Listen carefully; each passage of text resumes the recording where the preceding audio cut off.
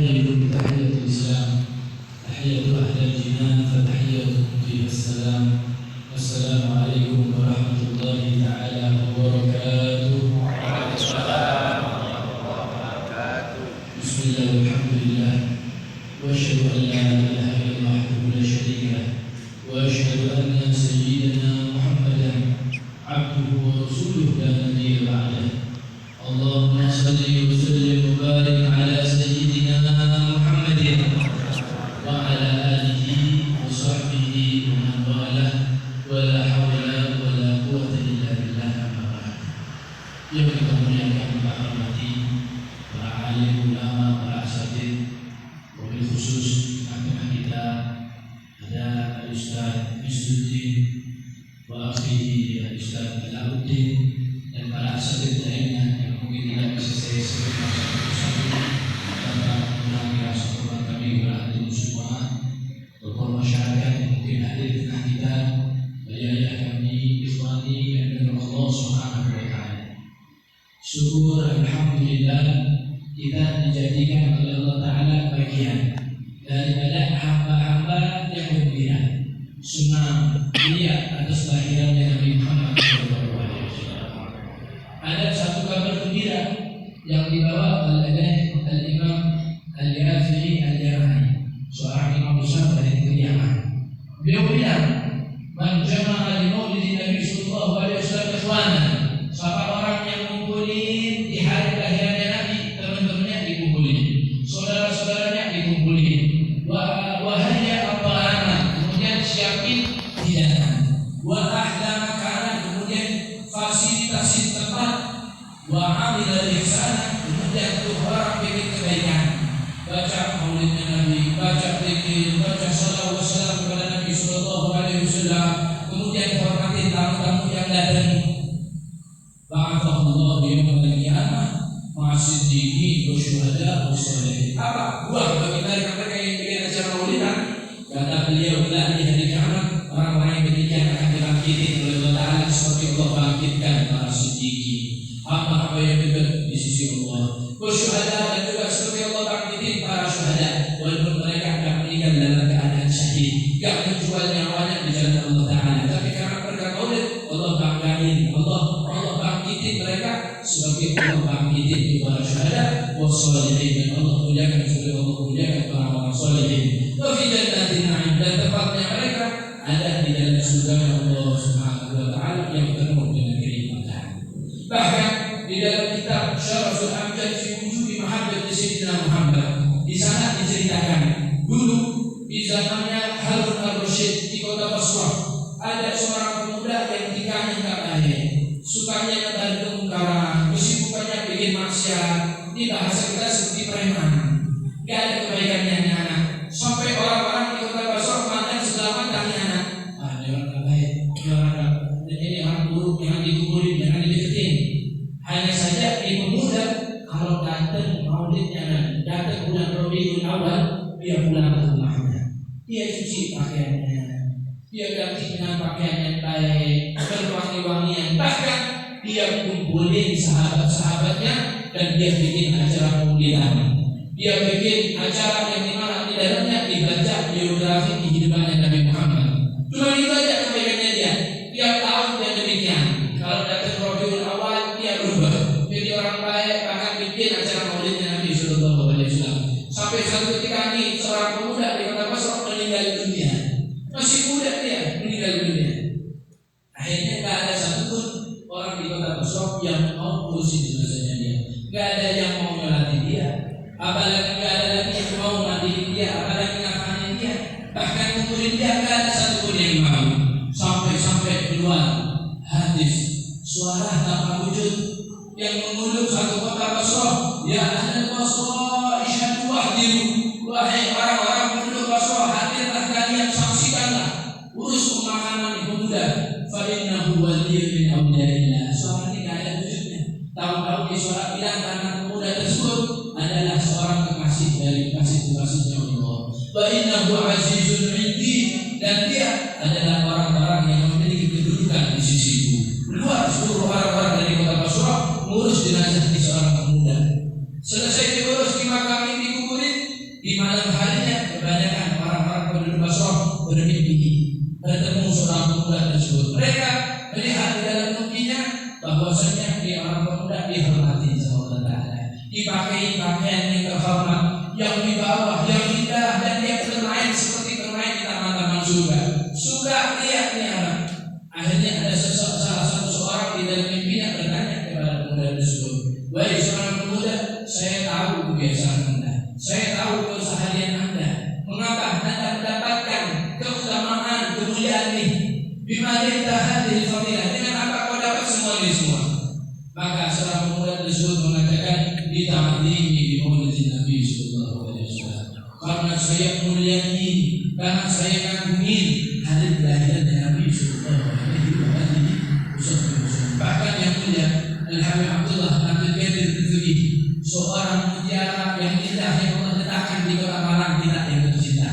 Beliau pernah ditanya, "Ya Habib, apa ganjaran orang-orang yang bikin acara maulid Nabi sallallahu alaihi wasallam?" Beliau mengatakan, "Jazaa'uhu husnul khitam." Pahalanya, balasannya bagi mereka-mereka yang bikin acara maulid tidak ada yang lebih baik, yang lebih utama yang Allah berikan melebihi daripada husnul khatimah. Husnul khatimah paling mahalnya harga. Kita ini mau hidup nikmat sepanjang umur, mau kita punya umur 1000 tahun, tapi bagi yang pindah karena akhirnya husnul khatimah.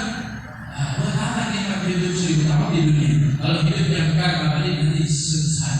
Begitu juga sebaliknya, walaupun seseorang hidup 60 tahun susah, mungkin susahnya cuma 40 tahun, yang 20 tahun ditanggung sama keluarga, 40 tahun dia susah di dunia, tapi dia meninggal dalam keadaan husnul khatimah, dia bahagia, senang, sentosa kelak di kehidupan dan kekayaan.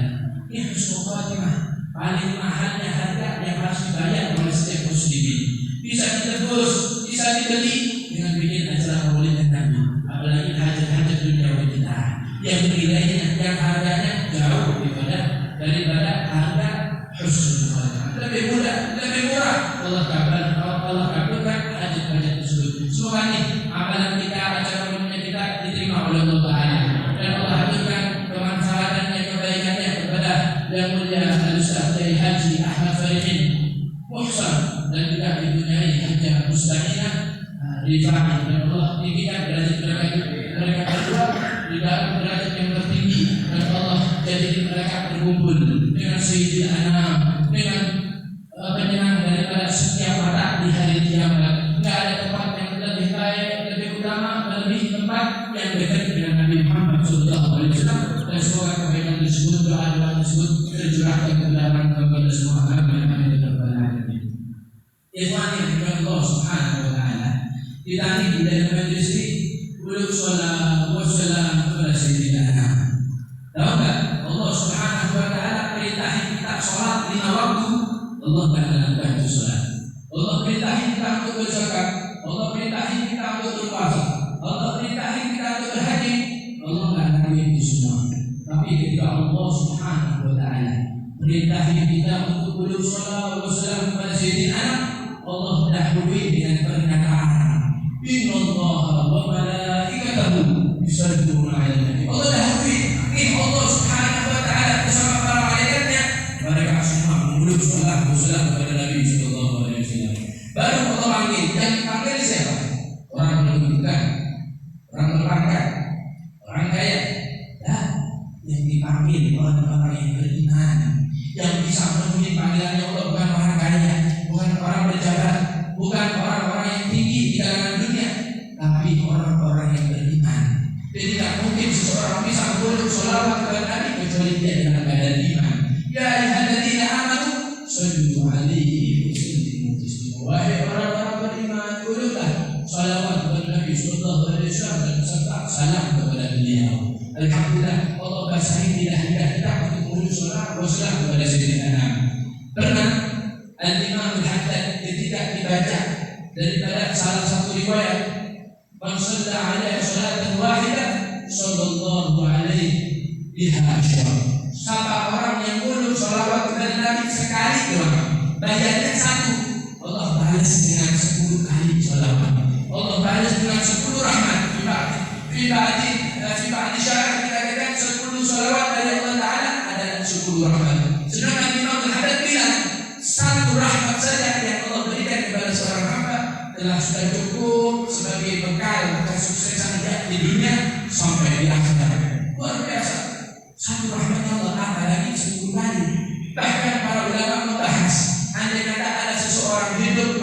umurnya, dan amal ibadah luar biasa. Kemudian amal ibadahnya dibandingin pahalanya, kebaikannya dengan pahala seseorang menguluk sholawat kepada Nabi 1 kali saja. Ketahuilah, 1 sholawat kepada Nabi 1 kali lebih berat, lebih utama daripada amaliyah seseorang yang sepanjang umurnya dia kumpulkan. Luar biasa amalan. Sampai ada Imam Abi Mawah Al-Syadili, dia pernah oleh Allah Ta'ala dimuliakan, bisa memandang wajah suci bagi Rasul Sallallahu Alaihi Wasallam dalam keadaan terjaga. Dia bukan daripada kalangan sahabat, tapi Allah muliakan, dia bisa memandang bagi Rasul Sallallahu Alaihi Wasallam dalam keadaan terjaga. Apa yang dikatakan oleh Imam Abi Mawah Al-Syadili? Ya Rasul, telah sampai kepada kita satu riwayat, siapa orang yang mengucap sholawat kepada engkau sekali, Allah Ta'ala dengan 10 rahmat. Apakah 10 rahmat tersebut baru diberikan oleh Allah Ta'ala ketika seseorang baca sholawatnya khusyuk, utuh, tenang, hatinya hadir, baru dapat 10 rahmat. Sebagaimana kita ketahui tadi, 1 rahmatnya begitu berharga, apalagi kalau 10 rahmat. Tuhan yang luar biasa. Apakah baru dikasih sama Allah Ta'ala bagi mereka yang baca sholawatnya hadir? Apa jawaban Nabi? La wahai Nabi Mawah Al-Syadili, ketahuilah 10 rahmat Allah berikan pada seorang hamba yang dia baca sholawat, mulutnya mulut salam sama Nabi, pikirannya kemana-mana, enggak khusyuk, enggak tenang, masih dapat 10 rahmat.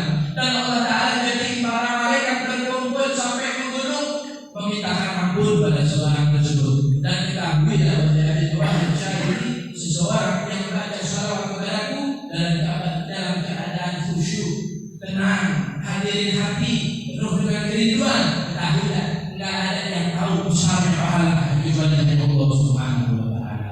Luar biasa bagi mereka yang mulut sholawat kepada Sayyidina Nabi. Ini sholawat sudah diperkenalkan oleh Allah Subhanahu wa Ta'ala jauh sebelum kita hidup. Dulu zaman di mana Allah Ta'ala ciptakan Adam alaihissalam. Setelah selesai Allah ciptakan Nabi Adam beberapa waktu, Allah ciptakan pasangan beliau Sayyidah Hawa, orang tua kita semua. Ketika selesai penciptaan Sayyidah Hawa, kemudian Nabi Adam alaihissalam ada sedikit kecondongan, ada sedikit keinginan mendekati dari Sayyidah Hawa. Maka Allah Subhanahu wa Ta'ala larang, enggak bisa wahai Adam, kau enggak bisa dekat-dekat tuh perempuan sebelum kau berikan mahar kepada dirinya. Kemudian Nabi Adam bertanya, ya Allah, apa mahar yang bisa saya berikan supaya saya bisa dekat kepada Sayyidah Hawa ini? Kemudian Allah Ta'ala berfirman, dengan engkau bersalawat kepada Nabi Muhammad fi ba'd riwayat 10 kali, di sebagian riwayat lagi dikatakan 20 kali. Itu kita semua lahir karena berkatnya sholawat. Kalau tidak ada mahar tidak terjadi itu pernikahan. Karena berkatnya Nabi Adam alaihissalam mulut sholawat kepada Nabi Muhammad 10 kali, Allah menikahkan Nabi Adam dengan Sayyidah Hawa dan terjadilah anak turun beliau. Sallallahu alaihi wa alihi wasallam. Ini nama Nabi Muhammad kekal, ditinggiin sama Allah Subhanahu wa Ta'ala, dipromosikan sama Allah Ta'ala. Warafa'na dan kami wahai Muhammad yang angkat namamu. Enggak usah kita yang angkat. Kita ini kalau angkat nama orang seberapa banyak orang yang angkat nama tersebut. Tapi kalau yang angkat Allah Subhanahu wa Ta'ala lebih tinggi mana? Promosi yang kita lakukan sama promosi yang dilakukan oleh Allah Subhanahu wa Ta'ala tidak ada bandingannya. Bahkan Al-Habib Abdullah bin Alawi al-Qas dalam maulid al-Qasnya beliau mengatakan apa ada nanti harap di asyadun kafa'il bi fasl. Kata beliau, adakah pujian yang lebih berharga setelah Allah Subhanahu wa Ta'ala memuji engkau wahai Muhammad? Enggak ada. Kita memuji Nabi Muhammad nilainya rendah, nilainya kecil, tapi Allah Subhanahu wa Ta'ala telah memujimu, maka sungguh enggak ada yang lebih besar, yang lebih agung daripada pujian Allah Subhanahu wa Ta'ala. Wa inna kana fudubil hadi. Allah puji Nabi Muhammad sallallahu alaihi wasallam. Allah angkat namanya Nabi Muhammad ketika Nabi Adam alaihissalam ketika hendak meninggal dunia. Di dalam sebuah kitab Syama'il Rasul diceritai Nabi Adam manggil anaknya, wahai anakku, kau penerus daripada tali sefet perjuangan ini. Jangan pernah kau sebut nama Allah Subhanahu wa Ta'ala kecuali kau sebut juga nama Muhammad. Karena saya dapatin Nama tersebut terpampang di setiap pintu-pintu surga. Setiap daun-daunan surga tertulis nama Muhammad. Di setiap leher daripada bidadari tertulis daripada nama Muhammad. Di setiap buah daripada mata malaikat tertulis nama Nabi Muhammad. Setiap tirai di dalam surga semuanya tulisan Nabi Muhammad. Dan saya tak pernah dapat tulisan Allah Subhanahu wa Ta'ala di dalam tiap-tiap kerajaannya kecuali di samping ada tulisan Muhammad. Jangan pernah kau sebut nama Allah Subhanahu wa Ta'ala kecuali kau juga sebut nama Muhammad. Dan berbanyak engkau memeluk salawat wa salam kepada Nabi Muhammad. Karena saya dapati para malaikat setiap saat, setiap waktu kesibukannya apa? Kesibukannya muluk salawat wa salam kepada Nabi Muhammad. Jadi terkenal ini setiap zaman. Bahkan manfaat daripada salawat dirasai oleh mereka umat sebelum kita. Ada di zaman Nabi Musa alaihissalam seseorang yang perangannya nggak baik. Dia musyrif ala masjid, kelewatan pada dirinya, suka berlaku munkar, suka berlaku maksiat, sampai dia meninggal dunia. Orang-orang di kota tersebut bersyukur sama Allah Taala. Bahkan wa'alaikumsalam jenazahnya nggak diurus, bahkan dibuang di tempat sampah. Saking senangnya orang-orang ketika dapat dipermudah, ini orang meninggal dunia. Tahu tak? Allah Subhanahu wa Ta'ala malah berfirman kepada Nabi Musa, wahai Musa, kau urus jenazah seseorang yang ada di sini. Turun Nabi Musa, didatangi sama Nabi Musa. Kemudian dia periksa, ternyata di tempat sampah tersebut ini seorang pemuda yang tidak baik. Nabi Musa bermunajat, ya Allah, ini saya kenal sama seorang pemuda ini. Saya tahu sama seorang pemuda ini. Dia tidak baik, dia orang buruk, dia orang-orang yang kelewatan. Memang layak dia demikian. Apa kata Allah Subhanahu wa Ta'ala? Urus jenazah dia, karena saya akan mengampuni itu pemuda. Tahu tak kenapa Allah Ta'ala mengampuni itu pemuda? Allah ceritain kepada Nabi Musa, wahai Musa, ini pemuda pernah satu ketika jalan di satu lorong. Tahu-tahu di dalam lorong tersebut dia dapatin satu kitab Taurat lagi terjatuh kotor. Dia ambil dan dia bersihin. Selesai dia bersihin kitab tersebut, dia buka. Ternyata tertulis di dalamnya nama Muhammad. Dia cium untuk nama Muhammad, kemudian dia baca sholawat kepada kekasihku Muhammad sekali saja. Kalau tidak cuma baca sekali, karena itu saya ampuni ini hamba, karena itu saya rahmati hamba. Sampai Nabi Musa jadi seorang anbiya, seorang rasul, bahkan daripada 5 anbiya yang terbaik, dia turun tangan disuruh oleh Allah Taala untuk mengumpulkan, untuk mengurus jenazah yang pemuda. Nabi yang turun tangan luar biasa. Bahkan bisa terakhir, insyaallah memotivasi kita supaya kita enggak lelah dibaca sholawat wa salam kepada Sayyidina Muhammad sallallahu alaihi wasallam. Enggak ada satupun orang kecewa, enggak ada satupun orang sial, enggak ada satupun orang jadi guru, enggak ada satupun orang pun jadi hamba-hamba yang terbuang karena mulutnya basah mengucapkan sholawat wa salam kepada Nabi Muhammad. Orang yang susah, yang sempit hatinya Allah terangkan. Orang yang sakit Allah sembuhkan. Orang yang terlilit sama aku takut Allah puaskan supaya dia bisa bayar hutangnya. Tidak ada satupun orang celaka karena memperbanyak sholawat wa salam kepada Nabi Muhammad. Yang ada orang-orang malah jadi mulia, jadi tinggi. Kata Nabi Sallallahu Alaihi Wasallam, inna akrabikum inni majlisan yawmal qiyamah aktsarukum alaihi salat. Tempat sekalian kalian ini yang paling dekat sama saya di hari kiamat siapa? Kata Nabi Sallallahu Alaihi Wasallam, yang paling banyak baca sholawat kepada saya. Nih ada satu kisah nih. Di ba'da riwayat dikatakan di zamannya Sayyidina Hasan al-Basri, seorang tabi'in, afdhalul tabi'in. Beliau sedang ada di kota Makkah dulu. Dia datang ke Masjidil Haram. Dia dapatin ada seorang pemuda lagi tawaf. Tapi kesibukan dia bukan baca talbiyah, bukan baca dzikir-dzikir yang dianjurin untuk dibaca ketika tawaf. Tapi dia sibuk baca Allahumma sholli ala sayyidina Muhammad wa ala ali sayyidina Muhammad. Allahumma sholli ala sayyidina Muhammad wa ala ali sayyidina Muhammad. Sampai Imam Hasan al-Basri penasaran. Apa gerangan yang bikin nih pemuda nyibuin diri untuk baca sholawat wa salam kepada Sayyidina. Akhirnya ditanya, wahai pemuda, saya dapatin orang-orang semuanya sibuk baca dzikir-dzikir yang dianjurin ketika tawaf. Tapi saya dapatin Anda sibuknya justru baca sholawat wa salam kepada Sayyidina. Apa gerangan yang bikin Anda demikian? Maka anak tersebut bercerita, beberapa waktu lalu saya berhaji dengan ayah saya. Haji mulia enggak nih? Ini orang-orang takut kepada Allah Subhanahu wa Ta'ala yang dimuliai, yang dirahmati, yang dipanggil khusus oleh Allah Subhanahu wa taala. Dia cerita, saya berhaji sama ayah saya. Di tengah-tengah agenda haji ayah saya tertimpa satu penyakit yang sangat, hingga penyakit tersebut menjadi penyebab kematian dari dirinya. Kemudian saya dapat ayah saya ketika ditidurkan di atas ranjang, saya dapat wajahnya berubah menjadi hitam tegak, tidak ada cahaya, tidak ada sedikit pun kebaikan daripada wajahnya. Saya tidak penuh dengan tanda tanya mengapa ayah saya demikian. Dosa apa yang dilakukan oleh ayah saya sampai saya dapatin kematiannya demikian Allah hinakan. Walaupun dia meninggal dalam keadaan haji, tapi nampak bahwa sedang orang tak baik. Maka saya pun menangis, saya sedih melihat keadaan ayah saya demikian. Dari sedihnya saya sampai ke bawah, saya tidur di samping daripada ayah saya. Dari sangatnya, dari luar biasanya dia sedih sampai dia tertidur. Di dalam tidurnya dia dapatin sama persis seperti keadaan yang demikian.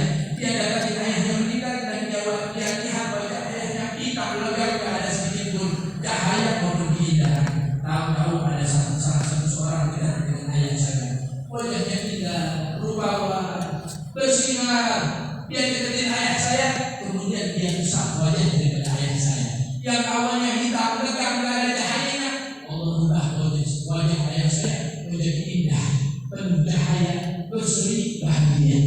Maka ketika itu saya bertanya, siapa engkau wahai gerangan? Wahai engkau yang membawa siapa dirimu? Maka seseorang tersebut yang penuh dengan cahaya mengatakan, saya adalah seseorang yang senantiasa diuluk sholat oleh ayah Adam.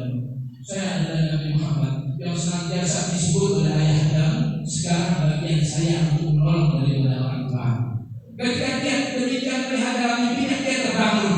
Dia buka wajah ayahnya, ternyata telah berubah, bersinar, penuh dengan cahaya, kegembiraan, keriaan, seperti ketika diusap oleh baginda Rasul Sallallahu Alaihi Wasallam dalam mimpinya. Dari sanalah saya berkesimpulan bahwasanya tidak ada satu orang celaka karena sholat, dan bahkan ayah saya yang mungkin tidak punya dosa, yang mungkin punya kesalahan, tapi berkat dia baca sholat kepada sisi anak, Allah memuliakan dia. Maka saya sibukkan diri saya sejak itu sampai sekarang untuk menyibukkan diri kepada Rasulullah kepada sisi anak. Alhamdulillah tidak diberikan oleh Allah Taala istiqomah. Saya kira tidak rutinan. Semoga Allah Taala menganugerahkan kepada kita istiqomah. Karena ini istiqomah yang kita minta setiap hari. Kalau nggak kita istiqomah berapa kali sehari? Tidak ini kita istiqomah sama Allah Taala 17 kali minimal dalam sehari. Ihdinas siratal mustaqim. Ya Allah, tunjukin saya jalan-jalan orang-orang yang istiqomah. Tidak ini kita Allah sehari belasan kali. Bahkan di agenda acara makan sesetra kita juga baca Fatihah. Sekarang ini di mana istiqomah kita? Istiqomah adalah Rasulullah kepada sisi anak. Yang tidak ada orang Rasulullah kecuali Allah mulia itu mulut. Pernah Sayyidina Abbas bin Abdul Muttalib dia minta izin sama Nabi, ya Rasul izinkan saya untuk menguji engkau. Maka Nabi Sallallahu Alaihi Wasallam izinkan. Sayyidina Abbas bin Abdul Muttalib ini syair yang panjang sampai pada ujungnya. Wala wa anta lam amlita asyraqatil ardh wallahu asbidurikal muslimun. Wahai engkau, wahai Muhammad, tak kala engkau dilahirkan, ketahuilah terpancar dari dunia ini cahaya yang begitu terang benderang sampai menerangi daripada langit-langit Allah Subhanahu wa taala. Tahulah berkahnya dia puji Nabi Sallallahu Alaihi Wasallam. Nabi doain semoga Allah Taala jaga mulutmu sampai akhir hayatnya. Tidak ada satupun gigi daripada Sayyidina Abbas bin Abdul Muttalib yang rusak. Tidak ada satupun gigi yang lepas. Allah muliakan, Allah jaga mulut. Ini dia kita jadi momen Maulid Nabi Sallallahu Alaihi Wasallam untuk tumbuh suburin lidah-lidah kita, hati-hati kita dengan kecintaan yang ada beliau. Karena dengan kecintaan tersebut selamatlah kita, mulialah kita, agunglah kita. Semoga Allah Taala jadi kita daripada mereka-mereka yang ahli sholat wasallam kepada sisi anak. Berkat sholawat tersebut Allah tumbuh suburkan kecintaan kita terhadap beliau.